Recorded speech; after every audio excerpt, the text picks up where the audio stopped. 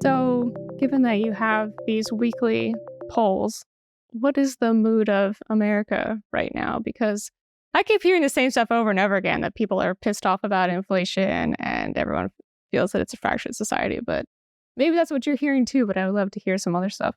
Well, yeah, I mean, I got two great stats for you. So this is from last week. 69% of Americans say the current chaos happening today makes me optimistic something might change. And 73% of Americans say they are concerned that nothing will change. So there's your there's your answer. No, seriously, it's a real interesting time. And I could give you this. This is just my chart. It looks like an EKG, right?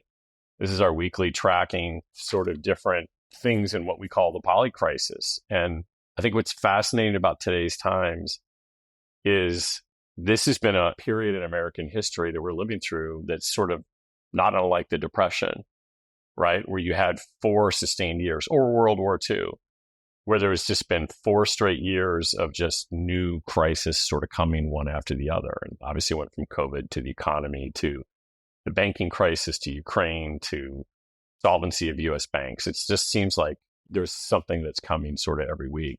And I think that's important to understand right now. The big optimistic side I kind of see on this is that I'm with the first stat that something's going to change because things have been so bad and so sort of down for so long. This is a time of reappraisal. And we see it in our data.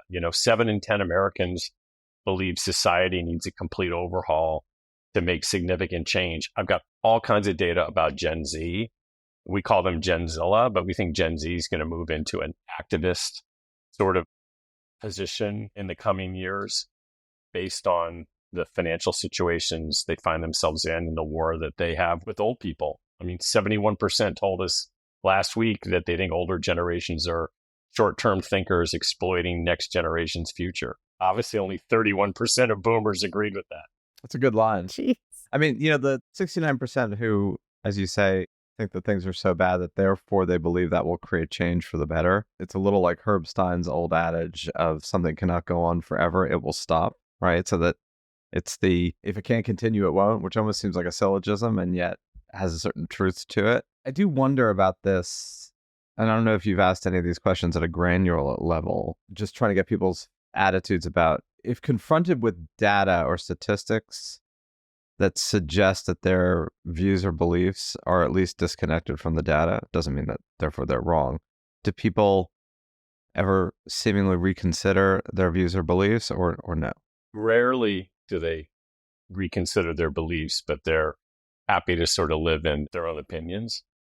We're seeing that right now with immigration. It's the largest single biggest issue in the country as of this past month. And a lot of that, if you actually ask people, have you witnessed the immigration problem where you live, you're going to get far fewer people that can actually really say that with certainty, with observation. But it's like all other types of perceptions that exist in American culture, perceptions of crime, perceptions of definitely immigration, those things just become sort of self-fulfilling prophecies. We did a poll with The Guardian last summer when Biden was sort of at his lowest, not getting credit for anything. And everybody was so completely dour. I guess it was in the fall. And we just asked a bunch of questions that basically every American flunked the quiz to. We asked questions like, is the economy shrinking or growing? And the majority of Americans thought it was shrinking when it wasn't. We asked if the GDP was up or down, which, again, they got it wrong. We asked if the S&P was up or down, and they had to filter to know the S&P. And then we asked about inflation. We asked that one really pointedly. We said, is unemployment at record highs or record lows? And 62% said it's at record highs. So it just shows you facts are facts. And that's probably why my favorite polling fact is that 52% of voters say they rarely believe political poll results. So you're dealing with a difficult business, but what becomes more important than sort of the anomalies is the underlying questions of why, like why people are thinking the way they are. And I think that's the start of where things get really interesting. Like I said about this Genzilla, we started to weave and see a theme of activism in a lot of the things that young people were telling us, feeling that older people won't get out of the way, feeling that capitalism isn't working for them, feeling that they're starting behind financially.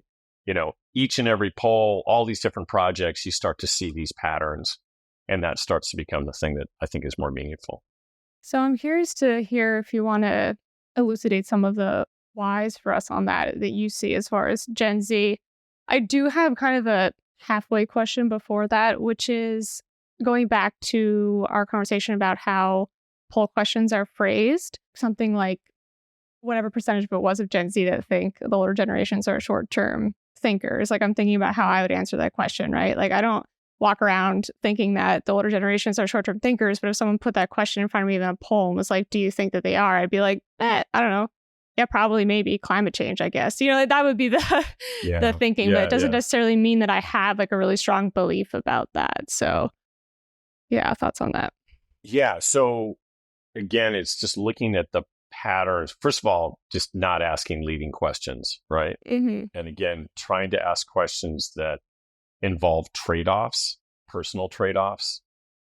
So it's like, would you want more of something and would you give up something in return? And so I guess that becomes a really important thing.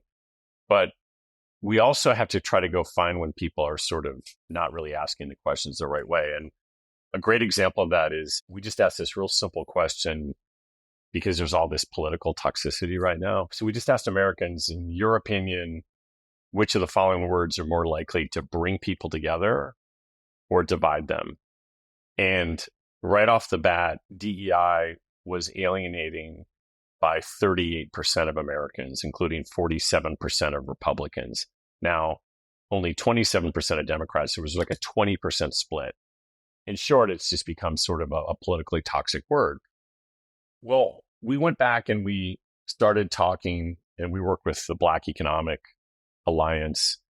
And we thought that the way that question's asked is highly simplistic, right? And what we figured out is that DEI, like ESG, these have just become dog whistles, right? When you hear those, you actually don't think like a human being, you think like a voter, and you kind of go into your own political ideology around these words because you've sort of been trained that these are bad words or good words. We just went and asked the questions in an entirely different way. And we asked Americans around corporate diversity and whether that was a good thing or a bad thing as it related to them.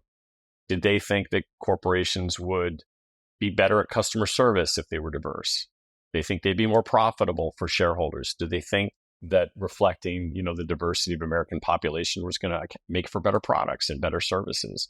And we have high support for corporate DEI. They actually think it makes stronger companies.